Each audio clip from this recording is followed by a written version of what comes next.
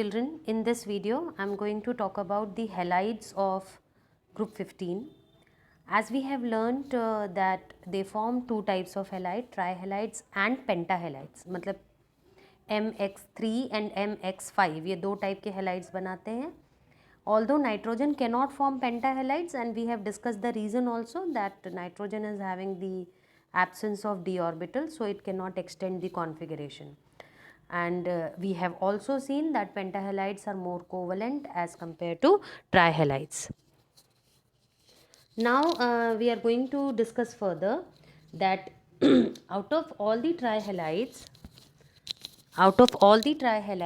NF3 is the most stable halide of nitrogen, right? And what is the reason of being more stable is because fluorine and nitrogen bond is the strongest bond because of the size factor. Now in this page what we can see in the top, that except for NF3,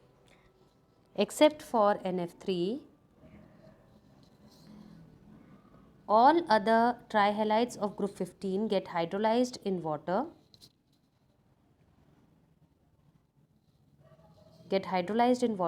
This is due to the presence of vacant d orbital of chloride, bromide, phosphorus and arsenic etc.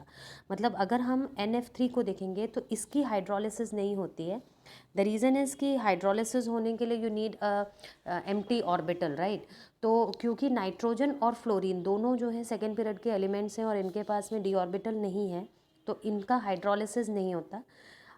Otherwise इसके अलावा आपके जितने भी दूसरे halides हैं, for example if you have NCl3, तो NCl3 में although nitrogen is not having the halide, nitrogen is not having the d orbital, but chlorine has the d orbital, right. तो क्लोरीन की वजह से हाइड्रोलिसिस होगी. बाकी सभी के केसेस में आप देख सकते हैं either of the two elements like nitrogen and chloride है, तो out of this at least chloride is having a D orbital. PCl3 में दोनों के पास में डी ऑर्बिटल है, तो कम से कम एक के पास या दोनों के पास डी ऑर्बिटल होना चाहिए जिससे हाइड्रोलिसिस हो सके, क्योंकि हाइड्रोलिसिस होने के लिए you need an empty orbital, right. So as I have marked star over here, you can see a star over here. So this means all the reactions are very important. You have to learn them by heart. These all are the reactions of hydrolysis of the halides. Then the next point which is written here is trihalides are pyramidal with sp3 hybridization, and pentahalides are trigonal planar with sp3d hybridization. That is also you have learned,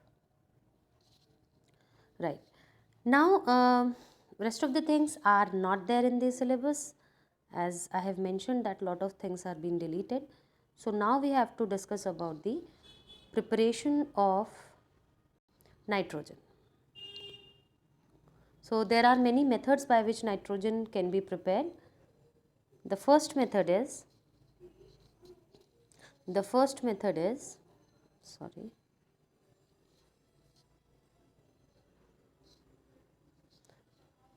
using ammonium chloride and sodium nitrate. When you react them, ammonium chloride and sodium nitrate, you get nitrogen gas, NaCl and water molecule formed.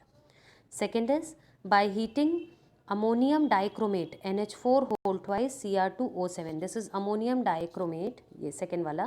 On heating it, you get nitrogen gas, chromic oxide and water molecule. Then sodium azide, that is NaN3. तो इसे हम sodium nitride, sodium azide भी कहते हैं. On heating it you get sodium metal separated from nitrogen gas. Similarly you can use a barium nitride, or you will get the similar product. You will get the metal atom separated and you will get the nitrogen gas. So these are the four common methods by which nitrogen gas can be prepared. Uses, we all know there are many uses of nitrogen, as it is inert in the atmosphere, so it is used in iron and steel industry. It is used as refrigerant and in cryosurgery. Cryosurgery में क्या होता है, sometimes the surgeries are needed at very low temperature. So for that, to maintain that low temperature, you need nitrogen gas. Apart from this, many important chemicals like ammonia, nitric acid, calcium cyanide and other important chemicals are prepared using nitrogen gas. So a very important compound which is made by nitrogen is ammonia. So our topic is to discuss about the preparation and the properties of ammonia. So let's see. It can be prepared by first method. It can be prepared by urea. When you will, this is urea, NH2CONH2. You will hydrolyze urea. First you will get ammonium carbonate. Ammonium carbonate is itself a unstable compound है, so it will decompose into ammonia, carbon dioxide and hydrogen. So like this you can prepare ammonia from urea. Second is from ammonium chloride and calcium hydroxide. इन दोनों का आप reaction करोगे तो बहुत simple reaction है. You will get ammonia, calcium chloride and water. You can use magnesium nitride, reacting it with water, you will get ammonia and magnesium hydroxide. And a very important reaction, that is Haber's process. Haber's process, ये वाला देखो, Haber's process एक industrial preparation of ammonia है. Industry में ammonia की जब आपको एक लार्ज क्वांटिटी प्रिपेयर करनी होती है तो आप Haber's process से बनाते हैं. That is the reaction of direct nitrogen and hydrogen gas, and it's a reversible reaction. You will get ammonia. In this, the enthalpy of formation is minus 92.4 kilojoule per mole. This indicates that this is an exothermic reaction. ठीक है. बाकी I have mentioned the page number 170.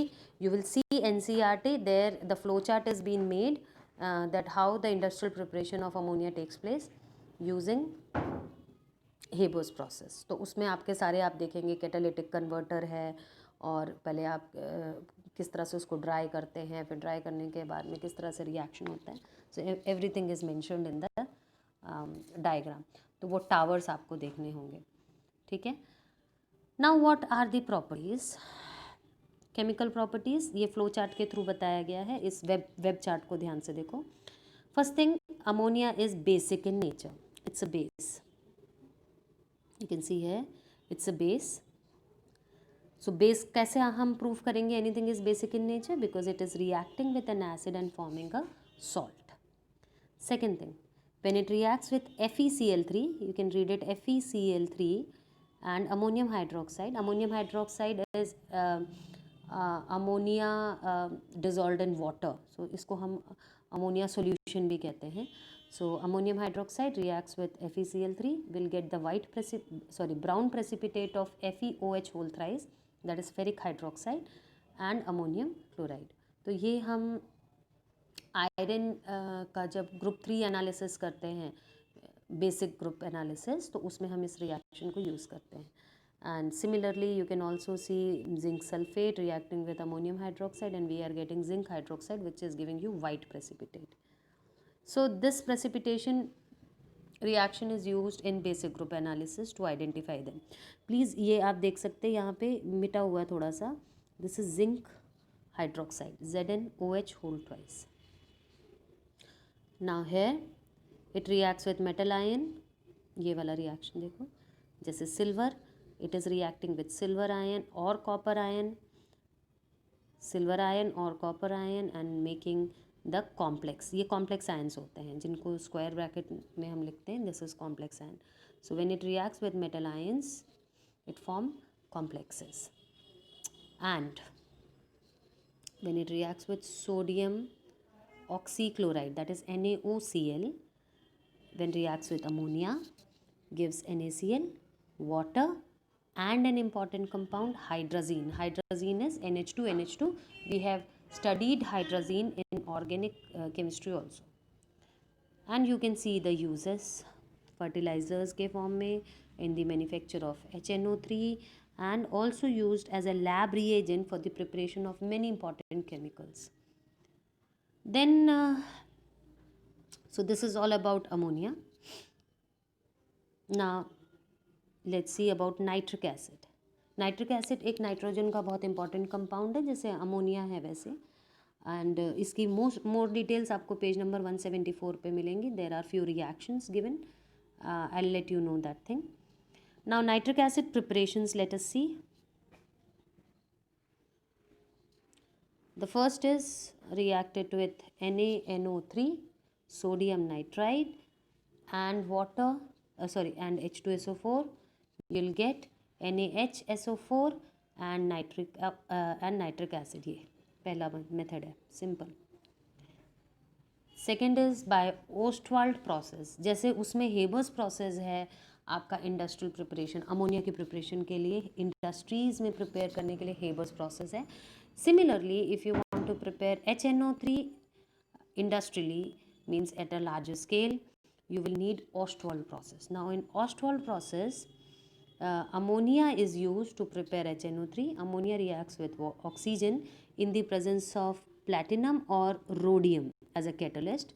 Temperature and pressure is mentioned. 500 Kelvin is the temperature, 9 bar is the pressure. We get nitric oxide, NO, and 6 water molecule. Now this NO is very important, right? क्योंकि ये एक की product है, इसका आगे हम use करेंगे second step में, जहाँ पर दिस इज स्टेप नंबर 1. ना this is step number 2. Step number 2 देखेंगे. NO is reacting with O2. It's a reversible, यानी कि की स्टेप है, ये रिवर्सिबल स्टेप है, and we are getting NO2, nitrogen oxide dioxide. Now using this NO2 in the third step, reacting it with water, we are getting HNO3 and NO again. अब ये जो NO यहाँ use हो रहा है, produce हो रहा है, ये अगेन सेकेंड स्टेप में यूज़ होता है. ठीक है, तो थर्ड स्टेप में आपको दोबारा NO मिलता है जो कि हम सेकेंड स्टेप में यूज़ करते हैं. And second step is key step, because इस स्टेप में आप सबसे इम्पॉर्टेंट प्रोडक्ट को बना रहे हैं, that is NO2 sorry, which is used in the preparation of HNO3. Even air में भी जो nitrogen dioxide as a pollutant present होती है, जब एसिड रेन होती है, मीन्स जब बारिश होती है, तो water reacts with NO2 gas which is present in the air as pollutant, and NO2 reacts with H2O, forms HNO3. Next, it is obtained as an azeotropic mixture of 68% HNO3. Azeotrope हमने पढ़ा हुआ है, which remain, जिसकी concentration constant रहती है on over distillation. तो 68% HNO3 जो है एक एजियोट्रोपिक मिक्सचर है. And 98% HNO3 is obtained by dehydration with concentrate H2SO4. तो जब हम हमें इन अबव 2 प्रोसेसेस से जो भी HNO3 मिलता है, उसमें हम अगर हम उसका और क्वांटिटी इम्प्रूव करना चाहते हैं, परसेंटेज ऑफ प्योरिटी इम्प्रूव करना चाहते हैं, so we just add concentrate H2SO4, क्योंकि वाटर होता है इसमें. सो वाटर को एक्स्ट्रा वाटर को डिहाइड्रेट कर देता है H2SO4, and we get 98% strong pure HNO3. तो ये तो हुआ नाइट्रिक एसिड की प्रिपरेशन. अब हम इसकी केमिकल प्रॉपर्टीज़ देखते हैं. और केमिकल प्रॉपर्टीज़ के लिए दोबारा यहाँ पे हमने एक वेब चार्ट बनाया हुआ है. So let's see all these properties. The first thing, HNO3 on heating gives NO2 gas, oxygen and water. तो एक तो ये इसका बहुत इंपॉर्टेंट रिएक्शन है. देन आप बाकी का वेब चार्ट देखेंगे. HNO3, जब हम इसको 3:1 के रेशियो में HCl और HNO3 का कॉम्बिनेशन लेते हैं, तो ये एक्वा रीजिया बनाता है. And we know that aqua regia is called royal water, which can dissolve and react with the metals like gold, platinum and silver, which are not normally which do not react with any other acid. ये ऐसे metals हैं, तो वो aqua regia में dissolve हो जाते हैं. Next, it is a very strong acid, so it is acidic in nature. Next, with some metals it is passive. Passive का मतलब हमने क्लास 10th में भी पढ़ा है कि HNO3 ज़्यादातर मेटल्स के साथ रिएक्ट नहीं करता है. तो यहाँ पे जब हम इस वर्ड को पैसिव को ले रहे हैं, तो पैसिव मीन्स होता है it is not reacting with most of the metals. Non metals के साथ जब HNO3 रिएक्ट करता है, नेक्स्ट हमने देखा है विथ नॉन मेटल्स. तो जैसे हमने यहाँ पे आयोडीन लिया है, फॉस्फोरस लिया है. So you can see iodine के साथ HNO3 रिएक्ट करता है, आयोडिक एसिड बनाता है HiO3, और साथ में रिलीज़ होता है NO2. एंड सिमिलरली फॉस्फोरस के साथ रिएक्ट करते हैं तो फॉस्फोरिक एसिड बनता है और साथ में रिलीज़ होता है HNO2. These reactions are important. along with water. So these two reactions are important, these two. Okay, next come this side. With compounds, जैसे H2S के साथ हम रिएक्शन करते हैं, H2S के साथ करेंगे तो HNO3, साथ में NO का रिएक्शन अगर होता है HNO3 का, तो you will get nitric oxide, water and sulphur produce. यहाँ से जो H2S है, सल्फ़र यहाँ से ऑक्सीडाइज हो जाती है, एंड ऑक्सीडाइज हो गई है तो इसका मतलब है कि HNO3 is working as an oxidising agent also. It is used for giving the brown ring test. SO2 reacts with HNO3. Oh, I'm sorry. Brown ring test अभी बता रही हूँ. फर्स्ट ऑफ ऑल SO2 के साथ reaction देखेंगे. SO2 reacts with HNO3, form H2SO4 and NO2. Now, a very important reaction, that is brown ring test. ये आप लोगों ने किया हुआ है 11th में, लैब में ये वाला रिएक्शन किया है. Brown ring test is the test used to detect the presence of nitrate ion NO3 minus. तो NO3 माइनस हमको कहाँ से मिलता है? HNO3 से मिलता है. तो ये जब आयरन सॉल्ट के साथ like FeSO4, freshly prepared FeSO4, और उसमें हम एक strong acid like concentrate H2SO4 को along the sides of the test tube डालते हैं, तो we get NO, we get iron. Ferrous से फेरिक बन गया, देखो 2+ से 3+ की स्टेट पे आ गया, तो फेरस से फेरिक आयन और साथ में मिला वाटर. अब ठीक है, अब ये जो आपका फेरिक आयन है, दैट इज़ ये वाटर के साथ एक कॉम्प्लेक्स बना लेता है, that is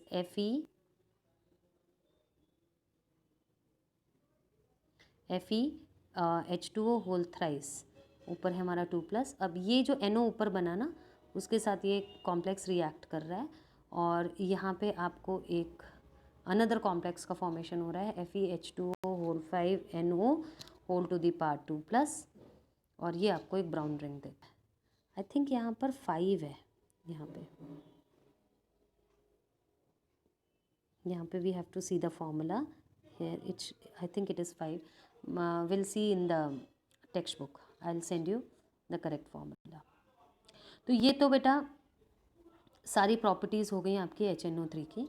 so this was the topic we have to discuss from group 15. I hope all the points are clear. But यहाँ पर इसके अलावा जो कुछ भी है, phosphorus allotropes and phosphorus oxide, phosphines, everything is being deleted. That is why I was telling कि जो आपने जो एक ही नोट्स आप पढ़ रहे हैं उसमें से ये चीज़ें डिलीट हो चुकी हैं. ऑल्दो बहुत कुछ इंपॉर्टेंट था, but now they are not in this syllabus. Okay, so only this much from group 15.